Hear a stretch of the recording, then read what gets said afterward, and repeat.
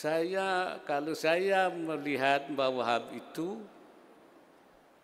kalau saya menurutnya itu seorang yang faqihun, muharrikun, munazzimun, mutawarri'un.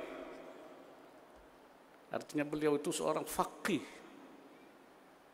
seorang mengerti hukum Islam, bukan hanya masalah-masalah ibadah, tapi juga menyelesaikan persoalan bangsa dan negara. Saya ingat ketika terjadi kemelut bangsa ini, ketika Bung Karno waktu itu dipersoalkan keabsahannya karena tidak dipilih oleh rakyat. Ada yang mengatakan Bung Karno tidak sah sebagai Presiden Republik Indonesia. Kacau. Tapi Mbah Wahab dan kawan-kawannya menganggap kalau Presiden tidak sah, Menteri Agama tidak sah. Kalau Menteri Agama tidak sah, Kepala KUA itu enggak sah. Kalau Kepala KUA tidak sah, ngawinkan orang tidak sah. Berarti anak Indonesia anak haram semua. Bahaya apa tidak itu?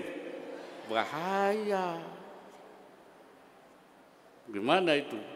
Nanti ada orang bercerai di pengadilan agama tidak sah. Kawin laginya tidak sah lagi.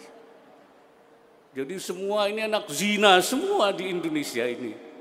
Oleh karena itu beliau dan kawan-kawan para ulama, Bung Karno harus sah. Tapi tidak dipilih oleh rakyat, maka harus diberi kekuasaan.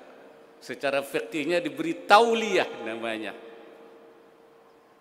Karena beliau memiliki syarat. Gitu. Maka ditetapkanlah Bung Karno sebagai presiden yang sah karena beliau adalah waliul amri daruri bisyaukah. Tuh. Artinya kalau sudah sah Bung Karno, Menteri Agamanya sah, KUA-nya sah, yang kawin sah, yang cerai sah, semua sah semua. Waliul amri itu artinya dia mempunyai kekuasaan.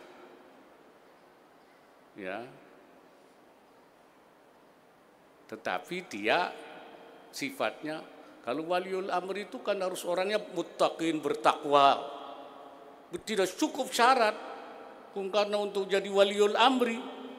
Kata ulama, daruri, darurat. Kalau yang betul-betul enggak, karena itu darurat. Waliul amrinya darurat karena ada kebutuhan. Pinter kiai itu begitu. Kalau tidak cukup syarat, darurat. Bisyauka, katanya dalam kitab tidak punya kekuasaan, mestinya zu syaukatin.